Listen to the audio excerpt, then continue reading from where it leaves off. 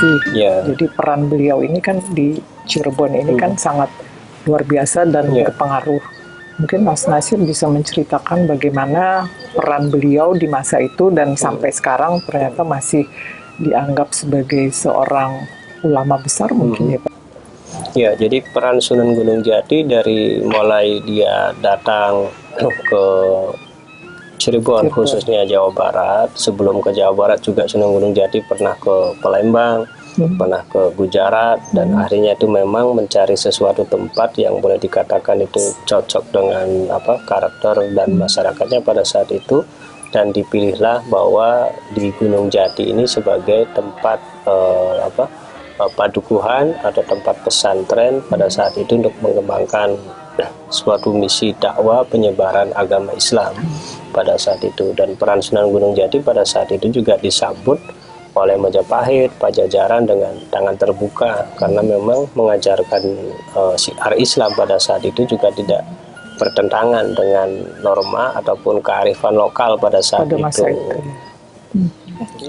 Peran daripada Sunan Gunung Jati memperistri putri yang dari Tiongkok, Ongkin Nio, itu juga salah satu misi dakwah untuk menyebarkan agama Islam pada saat itu melalui pluralisme, ataupun boleh dikatakan kalau sekarang itu berarti toleransi antar umat beragama. Dan itu memang bisa kita lihat dari bentuk bangunan ataupun arkeologi yang ada di komplek makam Sunan Gunung Jati itu sendiri.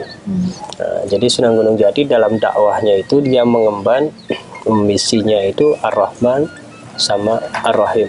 Jadi itulah kenapa di Cirebon itu istilahnya itu Islam mudah diterima, karena Sunan Gunung Jati menggunakan metode Ar-Rahman. Jadi salah satu sifat daripada sifat Tuhan yang memang itu mengandung arti penyayang kepada semua umat ya. Gitu.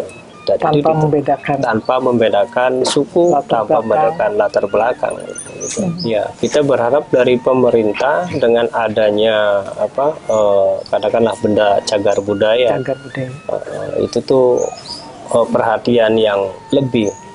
Ketika mungkin ada sesuatu permasalahan mungkin bisa kita bicarakan baik dengan pihak keraton sebagai pemangku wengkonnya ataupun kami sebagai pengurusnya di komplek makam Sunan Gunung Jati, karena memang masih banyak yang perlu kita jaga kelestariannya, bukan hanya sekedar fisik dari bangunannya saja, tapi kearifan lokalnya juga memang harus kita jaga, karena dari kearifan lokal itu sampai sekarang kita masih bisa bertahan merawat benda cagar budaya yang mempunyai nilai mungkin histori yang luar biasa, bukan hanya tahap nasional tapi mungkin internasional. Karena yang saya tahu peneliti dari Prancis, dari luar negara juga banyak yang terkesima dengan kompleks makam Sunan Gunung Jati.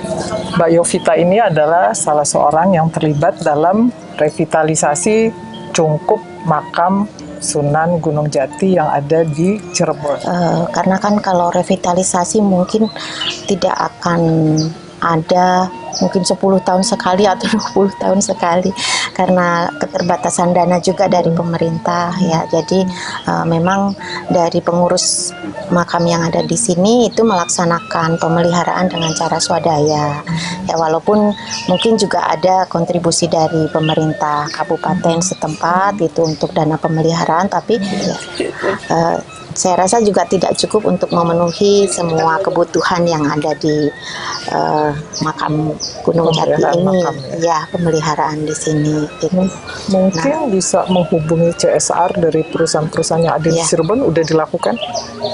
Nah itu mungkin dari pengurusnya mereka mungkin ada ya menghubungi CSR di sini, karena kan tiap tahun itu juga ada upacara nadran, ya sedekah bumi di sini. Jadi biasanya pengusaha-pengusaha yang ada di sekitar sini berbagi di sini, sebagian dananya mungkin bisa digunakan untuk pemeliharaan di sini ya. Tetapi yang paling penting adalah saya rasa adalah perlindungan, ya, perlindungan.